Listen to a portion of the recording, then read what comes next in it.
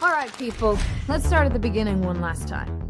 Alright people, let's start at the beginning one last time. Hello, and welcome back to this new video. To be very specific, a character animation video. Wow, it's been a while. Today we are going to do some facial animation, because facial animation is really important. And I keep seeing people make them too slow or whatever happens. It doesn't look as good as it can be. Now I'm not saying this because I'm the best at facial animation, but I have picked up some tricks over the years. So how do we want to begin? That's a very good question. I would very highly recommend you shoot some reference footage or get some reference footage somewhere. Of course, it's the most fun when you actually record it yourself. So I've done that, and let's go over to our animation tab here. Or first things first, always import your Fortnite model. And let's set this lighting studio thingy to matte cap, and then texture. If you just leave it to studio, it's gonna look like this, and I think this just beats a bit better. I don't have an advanced rig for this, but you won't either. So yeah, we'll do it with this for now. First things first, let's see if there are any bones that have moved, and there were. Those eyebrow bones were deformed, so we put them back. So now we get our reference footage. I can really recommend you record your reference footage in a horizontal aspect ratio, or if you get some reference footage that it is in a horizontal aspect ratio. Because if you don't, the Blender is going to think that we are going to import our reference footage here, and if that reference footage is vertical in a vertical aspect ratio, Blender is going to interpret it that it's going to have to not stand vertical, so horizontal. So it will flip the whole thingy 90 degrees, and you don't want that. I'll show you what I mean. So we switch over from this thingy to movie clip editor, and what I personally like to do is just drag another window over here, which we set to a 3D viewport, and usually I will already have a camera set up, so let's do that first. So for this one, we're just going to have a camera right there. If you're wondering how I did that, it's Control, Alt, and then 0 on the numpad. If you don't have a numpad, just go to View, Align Active Camera to View, and then it does that same thing. So we'll move around a bit, and we'll set up our camera right there. Because this is a facial animation, we don't really need to animate the body. But it's always nice to have a moving body when the face is talking. At least a moving head. Because if the head isn't moving, or the rest of the body, it just looks so stationary. And you don't want that. Believe me, you don't want that. So what we'll do is go into camera view, right there. Set this one to matte cap and texture as well. And now we have a nice little overview here. So, back to what I was going to show you earlier. In my download folder, I have this reference footage. As you can see, it flipped it 90 degrees. So what you can do instead is not use this movie clip editor thingy and go to video sequencer and then import your reference footage. Go to movie, find your footage, go to video editing over here, and rotate it 90 degrees. Then scale it down like that, and there should be enough resolution for us to work with. Now we go back here and set the sequencer thingy to preview. Now we can zoom in and look at our beautiful footage. Wowie, that's amazing. Okay, our animation stops at, I'll just stop it at frame 100. Satisfying number. I recorded my footage in 30 FPS. and or 29.97. Animators usually animate at like 24 FPS on ones, but I just can't be bothered to change my reference footage from 30 to 24 FPS, so I usually just leave it at 30. It's a bit more work in the end, but like, it's kind of minuscule. It's not as much work as you would do if you were a 2D animator, for example. Okay, so I'll hide this camera real quick. Before we can begin, I do need to share this really handy dandy tip. Animators usually block out their animations. And what do I mean by that? Well, basically, we get our key poses, or our key frames, in first. And then we make the animation look smooth and all. Okay, so what we do is to go to preferences for that and go to animation, this animation tab here, and set the Bezier default interpolation to constant. And then we save our preferences. I don't really think that you don't have to do that, but like, yeah, it's all Gucci. So basically, what happens now is we turn on this thing here, by the way. So this basically means that it auto records your changes. So say our arm is right here in the first frame, right? Ooh, I don't like the dope sheet. Personally, I don't like the dope sheet. I'll set this to timeline for now. So our arm is in this pose, and on frame 10, our arm is in this pose. What happens with constant interpolation, or in the blocking phase, is that basically only when this frame hits is the arm going to move. And what would happen if you just leave the interpolation mode at Bezier, or just by pressing T, you can change the interpolation mode between these keyframes. You set it to Bezier, the arm goes smoothly. Like this. Wow, wow, wow. This is something we'll do later on. We'll set it to smooth, of course, but I do want to show you how this blocking workflow works, because it helped me a lot. Okay, so I think we are ready to begin. Let's delete all of our keyframes in here and set a keyframe on all the bones in the body by pressing I and then location, rotation and scale. Now all these bones are a bit distracting. Like, we don't need these bones right now. So what we can do is separate these bones in separate groups. The only thing you have to do for that is basically select all the bones you need in one group, which I can very easily do by holding down Control and then left mouse click and drag around the bones that I want to keep. Press C and then middle mouse button to deselect any unwanted bones. And then we can move these to another layer by pressing M and putting these on the second layer. So you see those bones have disappeared now. You can enable them by pressing this layer thingy over here. And if you want both of them enabled at the same time, just press Shift click and then they're both back. So this is especially useful when you want to add that extra detail in the face while animating and you don't want to be distracted by the rest of the bones. Like select this bone, I want the eyebrow bone, and then you accidentally select a hair bone instead. And yeah, it's just a mess. But for now we'll leave only this layer selected though. And in this case, and for now I'll just select the hair bones and move them to another layer so that we have one layer for the hair bones entirely. Okay, I think we're totally ready to begin. So for now, I'll block out the basic body movements. And this is going to be tiny. These movements are going to be small as they get. Look at me wiggle. Okay, so in this case, I'll use the pelvis bone because as you can see, I'm sitting in my chair and I didn't imagine Gwen Stacy sitting in a chair making this movement. So I'll be a bit creative and animate her pelvis bone. And at this point, you might want to add in. So what we can do is animate every 10 or 5 frames. I'll animate for every 5th frame so that we can kind of have a smooth animation. So what we'll do is set a keyframe real quick. Nothing happening yet. As you can see, nothing really happens here either, except for maybe a little bit of movement toward the left. So we'll do that as well. We'll go into this orthographic mode by pressing 1 on the num keypad, or just pressing this little symbol right there. So we'll move it a little tiny bit like this. Practically invisible movement, but it's nice to have. Now what you can also do is work with extreme, which basically means you only set a keyframe when the movement that's happening here is extreme, is the furthest the movement is going to go. So in this case, I move to the left, or my right, and on about frame 22, I stop moving to the left. So what you would do is animate her going to the left on the 20th, 22nd keyframe. There you go. But that can look very cluttered.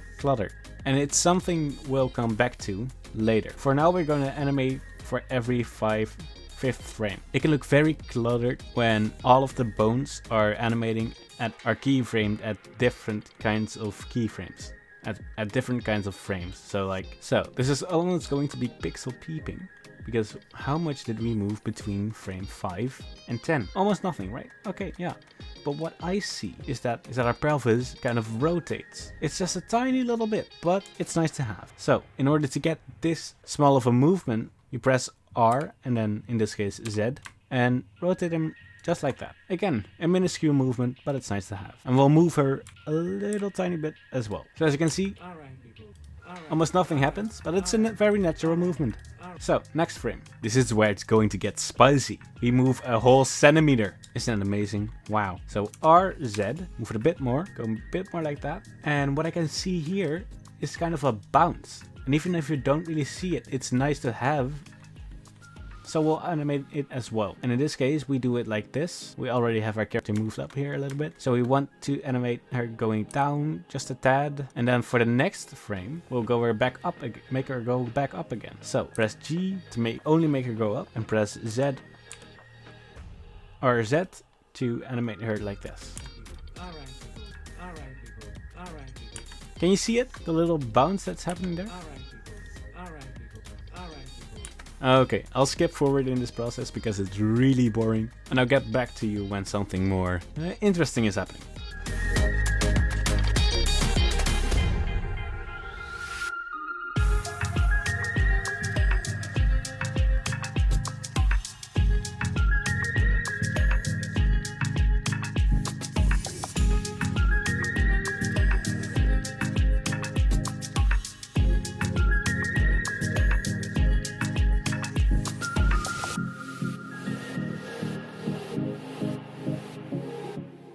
Now, as you can see, we have our little movements going on.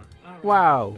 Okay, so for now this is enough for the body movement. We're here for the facial animation anyway. We're here for the facial animation after all. So what we'll do next is animate in a hierarchy. And with hierarchy, I mean you start with the bone to which everything is parented to. In this case, we start with the pelvis, and then you keep going down the line. So in this case, we'll start a little bit. We'll skip a few things like animating the upper body a bit, and instantly start animating the neck because there's almost no movement in the upper torso going on. Look, the neck hasn't started rotating or moving at this point. So to save a little bit of time, what we can do is only set a keyframe here when it does move. And by the way, how you can move between these two keyframes instantaneously without having to use the arrow keys to go like this. Well, you use the other arrow keys, the up and down ones. Go down to go back and go up to go more that way to go forward. So what's the difference between these two? Oh yeah, the neck rotates a bit. And on this frame, the neck is rotated this way. So on that frame, the neck will be rotated a bit more like this. Except that this neck doesn't really move. Well, at this point, the neck doesn't really move on the y-axis. So we'll keep her head still a bit like this for now. That looks good enough. Now listen carefully. What you want to do here is still copy this keyframe over here. Because if we go into Bezier, I'll demonstrate this real quick. We'll delete this one. If we go into Bezier now, you'll see that the neck instantly moves over, even though it hasn't really started moving at this point, the neck. So that's why you want to always copy this keyframe if you skip a few keyframes ahead. At least up to the point where it does start moving. Now let's set these back to constant, and I'll go back to my micro adjustment. The neck might move a little tiny bit. That's a little tiny bit too much. Okay, so the neck might move a little tiny bit upwards. X. Alright. It's not even noticeable. Okay, I'll do the same thing and I'll speed process this, and I'll see you in a bit.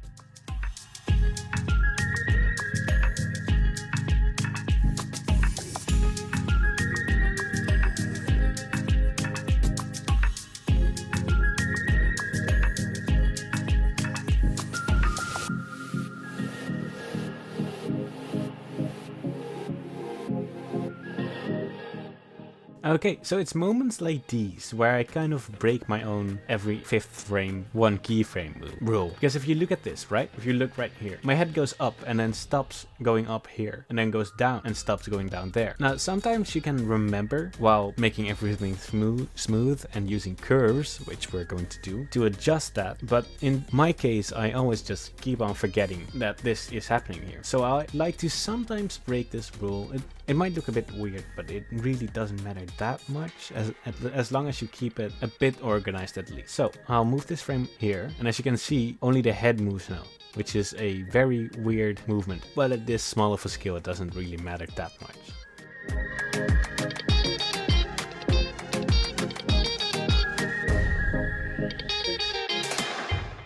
Okay, so right now we have our head movements done. It looks pretty good, except for this stutter here, of course. Now, it looks a bit weird, but that's going to look good in the spline, which is, again, the smooth version. For now, I kind of want to make these arms sit in a neutral position, like this. Okay, maybe animate these, or pose these clavicles to go down a bit, these shoulders, maybe to impose that she has her arms crossed or something. We don't really see that on the camera, so that we won't really do that here, but like I don't want her to stand in an A pose all the time. So we have our animation pretty much done, or our basic animation here. Now we can start actually animating the face. Okay, so first I'm gonna teach you a little bit of rigging. Why, you may ask? Because these eyes, right? At first, out of the box, these eyes don't really work that well. So first things first, I'm gonna teach you how to make these eyes work well and rotate well. And then I'm gonna show you this neat little trick where the eyes follow one certain bone, which is really handy because that makes for very natural eye movement, and it's very easy to control both eyes at the same time this way. I'll show you what I mean. But first, let's make sure these eyes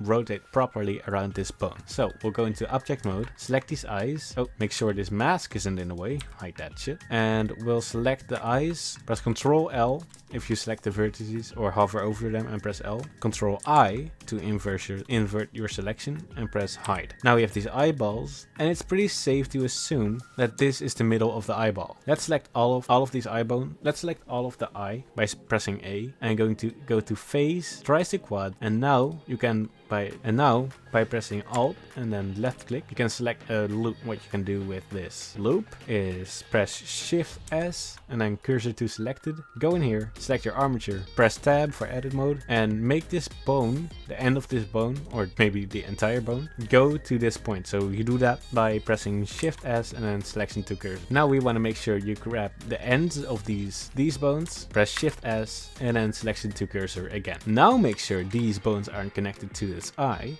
by pressing Shift and then click the head bone or the face attach, whatever you want. Press Ctrl P and keep offset. Now, if I'm right, we can rotate this eye without it looking weird, and the eyelids don't follow. Let's delete this keyframe for a bit. And now we can do the same thing for this eye. So go into edit mode again, select this eye's middle point, Shift S, cursor to selected, go back into the armature, select this bone, Shift S, selection to cursor, select these ends, Shift S, selection to cursor, and then we can select this little symmetry option, select this end right here and move it down so that we can kind of match the eyelid, and it does the same thing on the other side. And now because the eye is kind of looking down from this perspective, we can also make this eye bone go down that way so that it perfectly lines up with the eye, and this eyelid can go back a bit in my opinion. Now that's good. Now this one can close like this. Beautiful. Now you can also add a cool thingy where the eyelids move with the eye just a little bit, but I won't do that right now because that's a bit of extra work, and you can watch the tutorial for it. Shameless tutorial plug. What we'll do now instead of that is we'll go into the edit mode again for the armature, just create another bone, and in my case what I do is just extrude this bone, set it to, oh, it's already not connected. Okay, so we pull it out like that. We parent this to the root and call this eye control main or something like that. It doesn't really matter what you call that. You duplicate this bone, drag it out a bit, scale it down, and call this one eye control R. Now connect this one to the eye control main and parent it to the eye control main. I don't like how big this bone is. This is good, I think. What you can do now, because we already named it R, is symmetrize this. Now we have this bone these bones that basically do nothing, but we can make it do something by going into this bone and add a constraint, track 2, and then go into the armature, and then I control R. Now it's gonna give you this, but we can fix that by, first of all, setting these to pose space, and second of all, setting these to Y and Z. As you can see, what happens now is this eye is looking a bit, it looks weird, but you can select this eye control or this eye control, and the eye keeps following where this eye control is. That's pretty neat. Now what we can do is select this eye bone, and then shift click this eye bone and copy this over, copy to selected, and instead of eye bone eye control R, we'll set this to eye control L, and it seems like these are still connected to the eye, which we don't want. We want to connect this to the head, keep offset. And now, as you can see, the eyes follow these bones. Amazing! Wow! As you can see in my reference footage, I practically keep looking at the camera. I just keep looking at the camera all the time. So that's what we can make this control do as well. Go into our camera mode, and I'll adjust the camera a bit because we are in the front view. This reference footage is in the front view, set to the front view, and I actually want that as well for this character, for Gwen, so we'll put her there. And then what we can do is go into edit mode or pose mode and kind of make her look at the camera. Let's unhide the camera for a bit, and then there's the camera. That's where the camera is. Maybe make her look down a bit. Remove this keyframe, or maybe keep it. Yeah, keep a keyframe in the front. My reference footage starts at about frame 5, but I'll still animate this the eye movements to go look at this place a bit, to just follow the reference a bit closer. Yeah. So in this case, we don't really have to animate our eyes. And now you're really grateful that you made this bone, because you don't really have to animate the eyes looking at the camera. This bone is basically doing all the work now. And it will stay that way, because if we go into smooth edit mode, or splining, this bone will still stay here. Yeah. And as you can see, she looks so much more alive. Eye movement, I swear, it's so good. It's underrated. If you keep seeing these animations without characters moving their eyes, it's such a shame. Like, you can make a character look so alive with just a little bit of eye movement. And a lot of people miss out on it. Okay, let's zoom in a bit, because we're going to be working on the facial expressions. I'm going to show you another cool tip before we do that. Okay, so what we can do is this camera. We'll duplicate it and we'll reset its origin. And now what we can do is go into constraints, child off, we'll select the armature and set it to head. And if we just make this camera the main camera by clicking this little icon and pulling it out to make it look at the face. So let's oh, that's not what I wanted. Whoa. Okay, so sometimes your camera looks like this and then they're all oriented weird. The only thing you have to do is like go into another orthographic view or something, or just select this and then it goes back to normal. So let's rotate this camera a bit. Nope, not like that. Yeah, and this way we can monitor exactly what the face is doing, as you can see right there, which is really handy, because this way we can focus on only what the face is doing. So it's a damn shame that I didn't attach a camera to my own head, so I could monitor what my face is doing exactly. So let's animate the jaw. As you can see, the jaw isn't open here, so we'll duplicate this frame and we'll go to this frame. The jaw is opening at this frame. Let's see how it opens though. Okay, it just opens normally. So in this case, we'll use the x-axis and it opens only a tad bit, a little bit right there. We'll go to the next frame, and again we have one of these extreme frames, right, where we don't have enough data because the mouth is already closing at this point, and it's really open at this point, which is data we'll lose if we go to splining. So what I'll do is I'll just break my own rule again and add in another frame here to really open that mouth and close it back again at this point. Yeah, so that's gonna look stuttery at first, but it really doesn't matter that much. I think it's okay to animate the face at a different frame rate than the body, because the face is, the motion is going to be, have to be very precise in order to make it look good. So what we'll do is we'll switch to extremes at this point, which, as I said, means that we'll only animate the frames where a feature on my face, in this case, hits an extreme. So either that could be the mouth being really open or being really closed at this point. So we'll close it up a bit, but as you might have noticed, the jaw really isn't closed because there's a gap here in between the teeth. It's just the lip that you see here. So that lip is going to go up later on.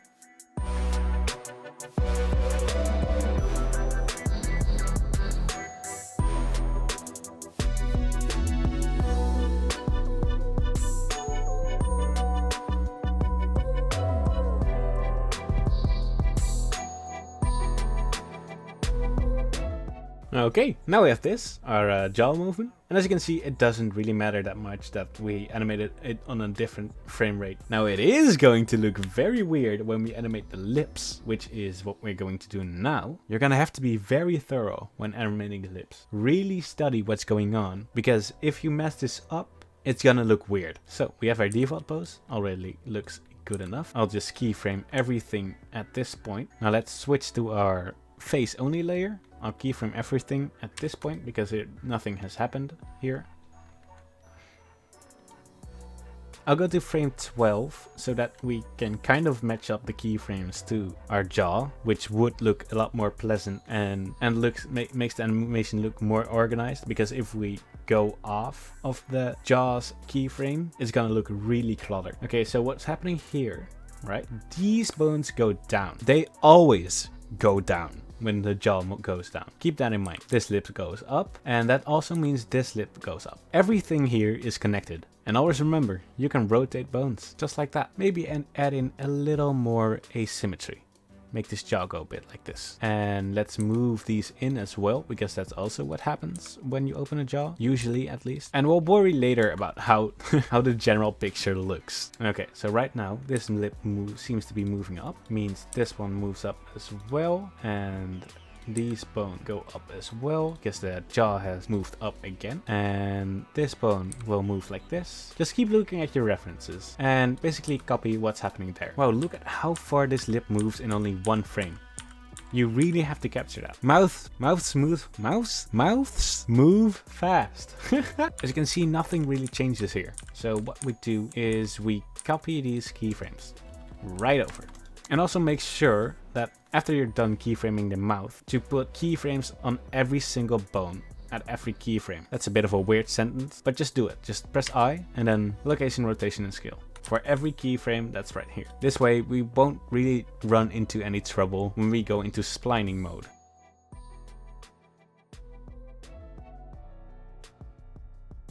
Okay, set a keyframe and just keep on doing this. Keep copying exactly what's going on here.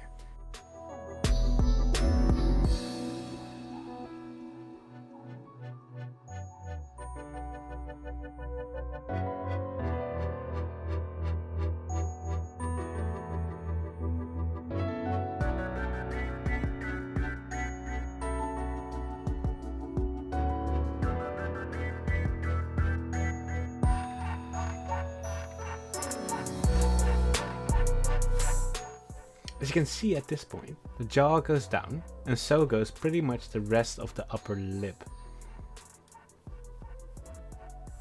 It's all one gooey mesh, and it all connects. Yeah!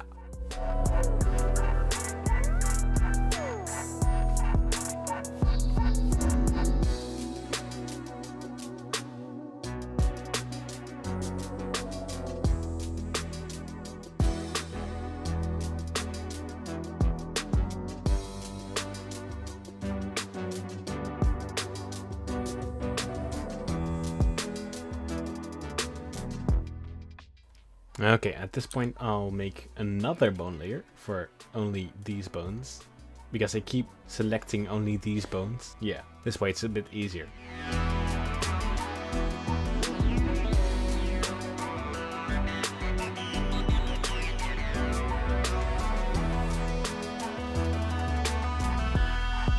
Now that we're here, we can kind of give it a second pass. Look at this, right? I totally skipped over the fact that the lips go in, or the outer corner bones go in, like that. See? These bones are there, the one moment, and the other, they're still there. So, I move those in a bit more. Look, that gives a bit more of an impression that he's saying woo, woo, one. That the woo is actually a woo from like W, like one. And I highly recommend that you step away from it for a bit right after you're done animating the first pass to see if there's anything wrong with it. So, but that's a step we'll come back to later. Right now, I'm gonna animate them cheeks, because I haven't animated those yet. And you know this already, but like everything is connected. So are the cheeks. So we are going to make these cheeks go lower when the jaw goes lower. So a little bit like that, a little bit like that. And the cheeks also go in a bit when the jaw goes lower. So that happens. Look at that stretchiness in the face now. Let us continue to animate the cheeks. Okay, we'll keep this pose, keep these positions until this point, at which we'll slowly return them a bit to their original position. And at this point they don't really do a lot, so we'll copy this over until they kind of start shifting into this smiley pose. So this one comes forward a bit, this one as well, or this one not too much. I'll give this bone a little bit more of a smile. Look at that, doesn't that look pleasant? It really doesn't, but it does give a nice smile, so we'll keep it.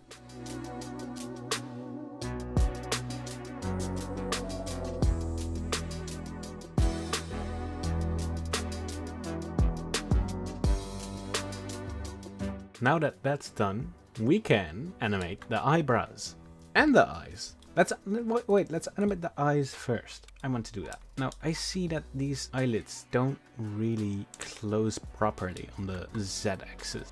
So I'll try to fix that in edit mode. So what you'll do is go into edit mode, and in edit mode I'll set this one to, I'll set the viewport display from stick to octahedral? Yeah, anyway, we'll turn on axis, set this orientation mode from local to normal, and then we will roll it just like that. And make sure this Z icon aligns with the eye line. And if I'm right, now it should close properly. And it does. Awesome. So we'll do the same thing for this one, kind of align it with the eye line. There we go. Wait, can we do this for this one as well? Oh yeah, okay, it automatically transfers. So enable this symmetry thingy and then kind of make sure this one also looks to be right. And then this one should transfer over immediately. Now set this back to stick. Okay, that should be good enough. Let's turn off axis because it's really annoying to look at. And now we will kind of look at what she looks at here. At this point, she's kind of like this and like this. And then we set a keyframe here. Then she fully closes her eye here. And now neat little trick we can do is set this thingy pivot point to individual origins, and now we can just close them both at the same time. Okay. So the eyes are going through the eyelids, so let's not do that. We'll grab these two and make them go also. It's mainly the upper lids that close. Remember that, because like if you make these closed, if you make these closed too far, it kind of looks like she's either scared of something or excited for something, and we don't want that. We want a simple, relaxed blink at this point. Then she opens her... Oh, wait, she has her eyes closed for a long time. Oh, okay. And then she opens them slowly. And what we can also do is just kind of move these forward like that. That looks good enough. Okay, I think I might be bothering you guys too much. Basically, you do the same thing for the mouth. Just copy exactly what's going on here, and you'll be fine.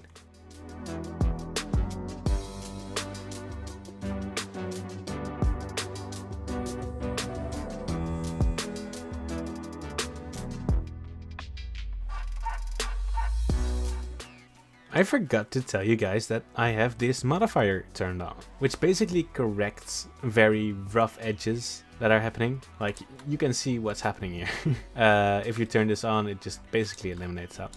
But that's not too good for the eyes and eyebrows. So like look at the difference. It looks, I mean, don't look at the difference, just take my word for it. So what we want to do is create another vertex group while having the mesh selected. It doesn't matter what you call this, so I'm gonna leave this as group. And I'm gonna, oh my god, nothing. Okay, I'm gonna just alt hide that and hide this shit. And I'm gonna select everything and then go into weight paint and make sure, wait, it's best to go into edit mode. Okay, so we go into edit mode, select everything around here and instantly assign that to the group. Now we can hide these and make sure that the inside here is selected. Make sure you press L to select the eyelashes in one go. Again, if you don't know what this selection mode is, it's C, by pressing C, and by pressing left click you can go out of it, so you can rotate, because if you just middle mouse click, it's going to deselect it, your selection. Okay, oh yeah, we do need to select this area here as well around it. This is just to make sure like that we don't miss anything around here. And we press assign. Then we go into weight paint and you can see that everything here looks weird. And we can see our selection, which we don't want. We want everything selected. There we go. Let's turn on this little mode. Never mind. Let's scale up our brush and we're carefully going to select this area around here. And in our case, we do really want this part to be selected as well. So this part, go. Never mind. We only want to select this, that, and that. And we go back to weight paint. To select that X-ray mode thingy. We're not really going to go there anyway, so it doesn't really matter. I mean, you won't really see that area. Okay, this looks good enough, like this. Maybe blur it out around here a bit. Now we go back into edit mode, select these eyebrows, because we didn't fully assign these in the weight paint. And now we can go back into the mesh, select our group, and invert it. There you go. Now why is this handy? Because if we just left this group as is, this eyebrow would react not very good. Wait, I'll show you what I mean. So we'll delete this group, and as you can see, this eyebrow starts glitching the shit out of, and this eye is going through it. Oh, it's a hot mess. Oh wow, the eyebrow is just gone now.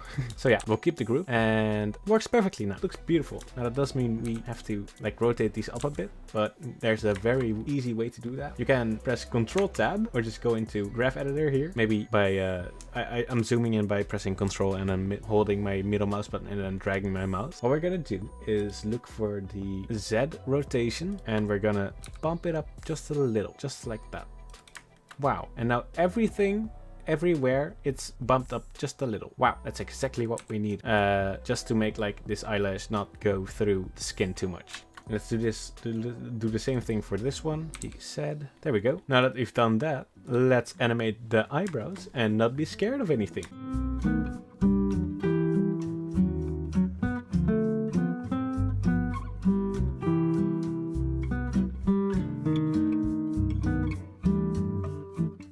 Okay, as you can see, this is what we have now. And this is what I would call a first pass. Which means I'm going to leave it as it is now. And come back tomorrow to see if I can change anything to make it look better. And I'm certain that there are going to be things that are going to have to be looking better. And as I said, it does look very cluttered right now. Like all the keyframes. If I just animated everything on the 5th frame, it would have looked way more consistent, way better. But in the end, it doesn't really matter, because these keyframes are going to be scrambled anyway, but except that they're gonna be smoothed out. So, see you in a bit. A few moments later. Okay, so we're back, and I'm already seeing a few things that I can improve upon. But first, let's look into this camera we made earlier to check on any weird facial thingies going on. You can instantly see, oh yeah, this doesn't look as good as it can. So that's good that we have this camera, like you can really focus on the facial expressions. And at this stage you can just kind of tweak everything, you know? Maybe even add in a little bit of stylization. You don't really have to follow the reference all the time. Of course, you can deviate from it. Just do whatever you want. As long as you know what you're doing, it should look fine.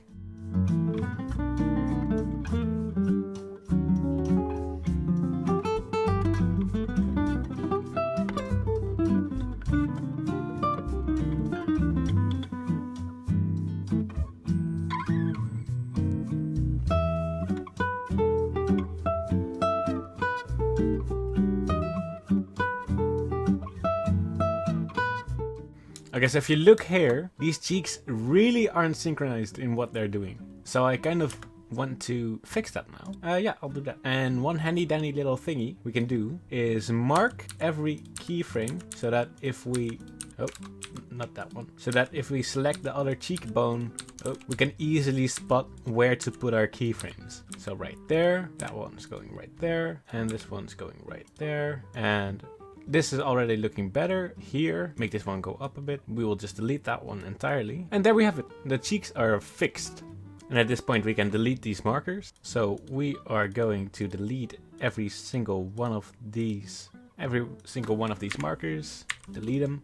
Okay, and what you can also do is kind of refine movements, right? It looks kind of weird how like this eye is opening and then this eye isn't opening yet. So what you can do is just add an in-between frame. And that also helps with timing later. So we'll open this one a little tiny bit. And this one as well. And that already looks better. And when you feel like everything looks good enough, we can move on to splining. Now this is going to be really exciting and really important because we are going to learn about the graph editor and curve. So what you can do is like make all these layers, select all these layers, select all of the bones, all of the keyframes, press T and then go Bezier and just look how it looks then. That already looks pretty good, but the timing of a few things are not exactly perfect. And we can get it looking better if we just do everything one by one. Okay, so what we'll do is set these by pressing T once again. Set these to Bezier interpolation. And now let's activate our little motion paths thingy. Again, we need to set this one to the amount of frames we have. So in this case, that's 100. And let's press calculate, and it will only calculate for the bone you have selected, in this case the pelvis. And now you can check to see if there are any weird angles going on, and or just movements. And in this case, yes, you can very much see those. One little thingy with animating or animating characters is that you really want these curves here to be round. Like everything in human motion or organic motion basically goes round. So this little cutoff right here is not what we want. Now, how can we change that? As you can see here goes the bone and it goes whoop. And by the way, this doesn't really matter that much for this pelvis movement, but you will notice it eventually. So what you can do to fix this is either go in here, place a keyframe right there, make this keyframe go down a bit more. Maybe it's like that. And then you have a more circular motion. Or we could use curves. Now again, hold down Control and middle mouse button and scroll up and use middle mouse button to move around. Scroll up like this to zoom in. And let's find our weird thingy happening here. Okay, so it looks like this is one of the main causes of this weird angle. Because this deviation goes like whoop and then instantly goes back. So we'll kind of scale this up. Now it's a shame that normally this updates automatically, but it doesn't update when you edit the curve. Which is, I hope they add that in a later update. Now that we've changed this, we can click update path, and as you can see, it goes a bit more round a bit more. Now what we can also do to make this path more smooth is look for our, and you can pull this little thing tab down here and then check. If you just double click this, it will select all the keyframes, and if you just G and Y, you'll see what this keyframe does. In this case, it moves the Y location, which in this case moves the character back and forth, which is something, actually, we can change to make this curve more round. So, as you can see, this is a very flat curve at first, which is something you generally don't really want in animation. So, we're gonna pull this curve up a little bit like this and maybe scale this one up a tad, and this is usually what you want to make motions feel not very slow, something curve like this. So let's update this and you'll see this is this just became a very round, way more round thingy. Yeah, maybe add in a little spice, make this one go down a bit, this one go down a bit, even more like that. Boom. Maybe even go here, make this one go up, make this one go up, update path. Now it makes a beautiful little movement like this. Now this to be a bit more aggressive like that. And then this one to be like this. Update path. Beautiful. Now we want to find the X location, which usually means it goes up in Fortnite cases. Except if you have like, if you have models imported with the bones that go straight. Like this is going to be very different. It will usually mean that Z means the character goes up instead of sideways, and X just sideways. Yeah, and all. And Y means depth, which it still does here, but you'll have to if you do have like one of those reoriented bones models, you'll just have to figure out how that works. It's basically the same as this, but like on another axis. Okay, right? Okay, so I want this one to be more down from the beginning. Maybe like this. Update that path. No, not that aggressive. Rotate this maybe. Rotate this like this. Update path. Look, oh, the smooth curves going on.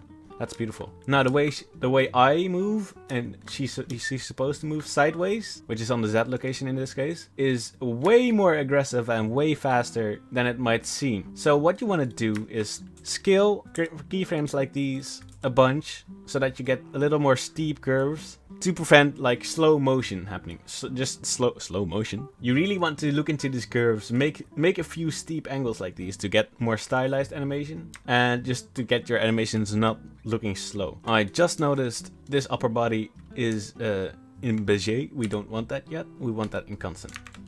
Again, so we can focus only on one bone we're working with. Now, I'm not going to dwell on this pelvis bone for too long because this tutorial isn't supposed to be that long. So we'll move on to the neck here. I'll make this a little bigger so I can focus a bit more. And I'll make this a bit bigger. And we'll go right into bezier mode and then go into these curves. Check if there are any irregularities going on. Maybe make this one go up. And you always want to avoid like these straight lines here. Maybe make them a little more not straight like this. This is to prevent your motion from looking very static, still and all. Just like that. See? Beautiful. You can also just look at this axis rotation angle thingy and then just see, oh like this, the y-axis is green. So I'm supposed to grab the y-axis here, which is green, and you select that, and yeah, you can see it's the same thing. Same color here. That's how it works. I'm going to make this a little quicker. Maybe iron out a few frames like these, which kind of hold up the entire animation. Like, sometimes they're there to emphasize emotion, but usually they just make the animation look a bit bumpy and it holds everything up. So I'm not gonna leave it in there. And let's make this a bit smoother. Make this entire thing smoother. And that should be good enough. I'll do the same thing for the head. Make this a lot faster. Make this one a lot faster. Definitely make that one a lot faster. Maybe a bit longer even. Okay, this one is going to have to be even faster. And we don't want that happening too suddenly. So we'll make this one go up a bit. Oof. I saw a very jagged motion here. Probably because of this one. So we'll remove that. And we'll scale this one up. Delete this frame. Delete this frame. Oh yeah, I should mention that you can delete a lot of these frames in here to make smoother curves. Like there, for example. Or there. Or there. And again, this needs to be rounder. Or this one. Make this one go like this. Whoop. Maybe bring this one up a bit. Let's see if that fixed the jagged motion a bit. It certainly did. I really want this one to be faster. Delete this keyframe. Like this, make this one go up a bit.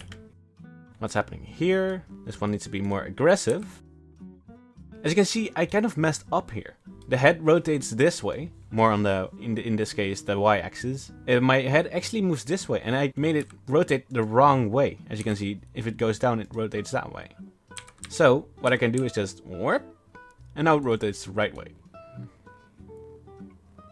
As you can see, this is what I was talking about earlier. This animation here feels really slow, especially compared to what's happening there. And this is what curves are really useful for. Okay, so as you can see, this bounce, this little whoop, my head going up, tilting up, that's a really fast motion. So I'm going to have to eliminate a lot of anticipation on that and make this one go forward a bit more. And we're gonna move that a bit more this way to match the reference better.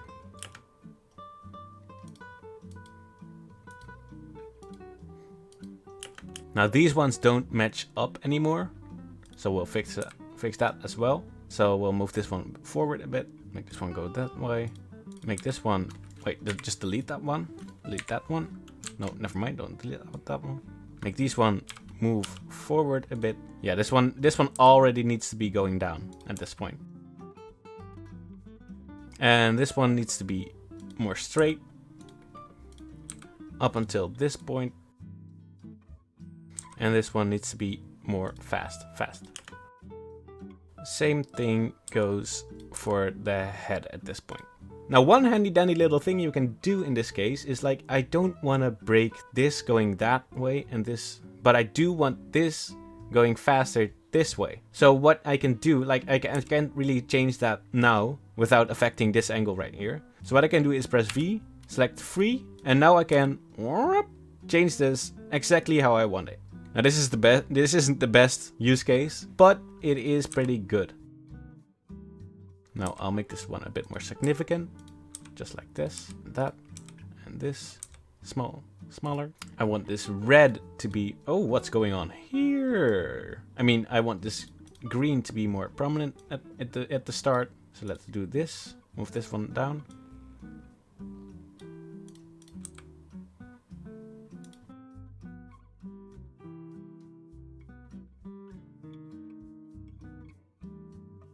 Maybe I'll add another keyframe into the selected channel.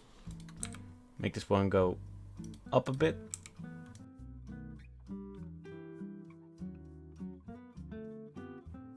Now you can keep on doing this for hours and hours until you find the perfect curve. Look at this funny little curve he made here. But I think we will move on to the mouth now. So the mouth is going to be very tricky. To make a good mouth animation or talking animation or saying expressions, you're gonna have to be looking very carefully at what's happening. I can wholeheartedly admit that I'm very unexperienced at this and I'm not very good at it, but I think I've improved over time, so I think I can talk about this. So what we'll do first, of course, the biggest bad guy in the hierarchy is going to be the jaw. So we'll set this one to Bezier. And for the jaw, it's basically only the x-axis, which is going to be animated in this case. So we probably don't have to do a lot of editing here, but it's still nice. As you can see here, I have my mouth closed and she doesn't. So we'll drag this one down a bit. But at this point, I already have my mouth very much a lot more open than she does here. So we'll make another keyframe and put it right there. And we'll slide this one up a bunch, just like that. Make this keyframe a bit bigger. That looks good enough. Yeah, okay. This one is fine already. This should look fine. That's just a matter of the lips, which we haven't animated in Spline yet. Okay, as you can see here, we almost have their mouth closed. So we will rotate this a bit, scale it up. Okay. That looks fine. Okay, I think the jaw animation looks pretty good. So now we move on to the lip corners, which we are very graciously going to set to Bezier curves. Now this is very important to get right. So look very carefully. Not exactly at what I'm doing, just keep in mind that what you're doing is very important. So let's zoom in a bit. Let's see what this does. Okay.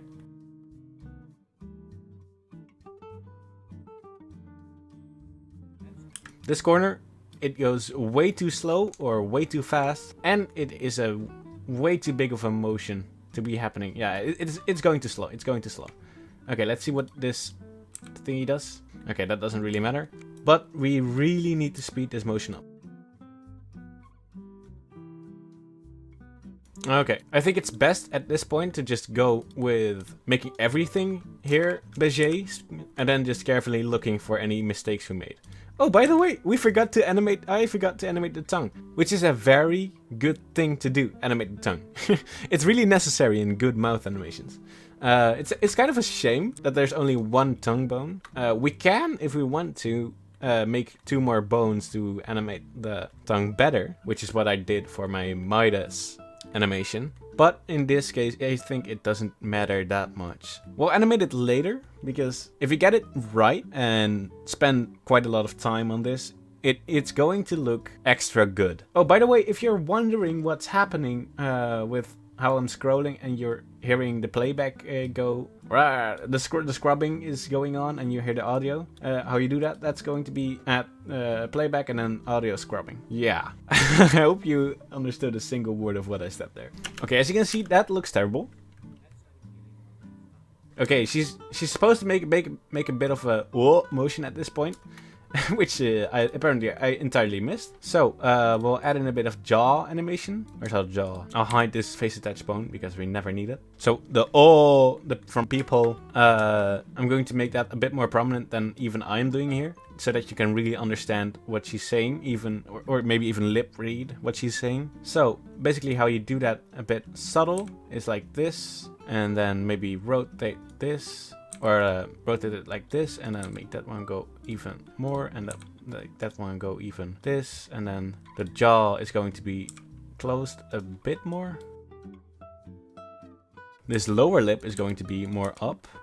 And we basically just want the oh, the oh, when you make the oh sound, that face you want to make, but then a little more subtle. And if you've watched my better facial expressions tutorial or video, you might remember that I told you to have a mirror next to you, because it is really useful, and especially when you're animating, you can just kind of look into the mirror and be like, oh, what does what kind of mouth shape do I make? That's kind of where I get this from. Okay, so I always make these kind of weird mouth shapes which don't look good in other characters.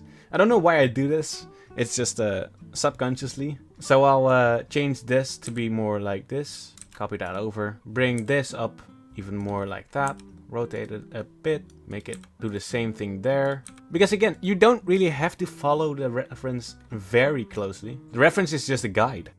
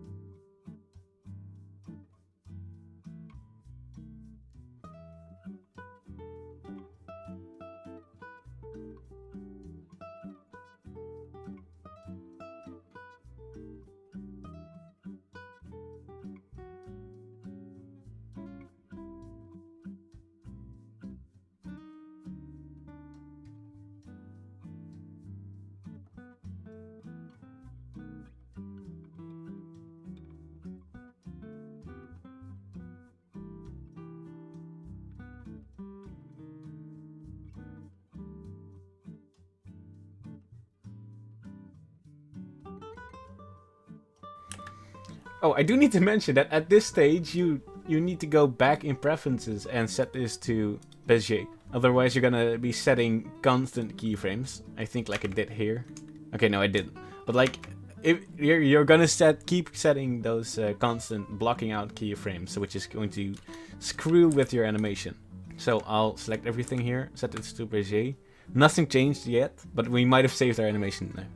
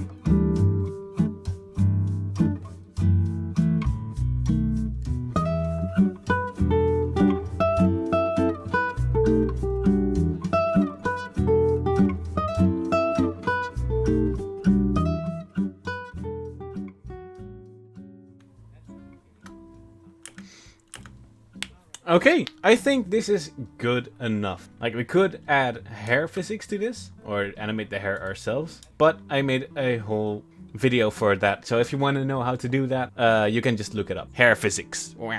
Yeah, so for now this is it. I might do a third pass after this to make it, to iron out any mistakes I made, so yeah.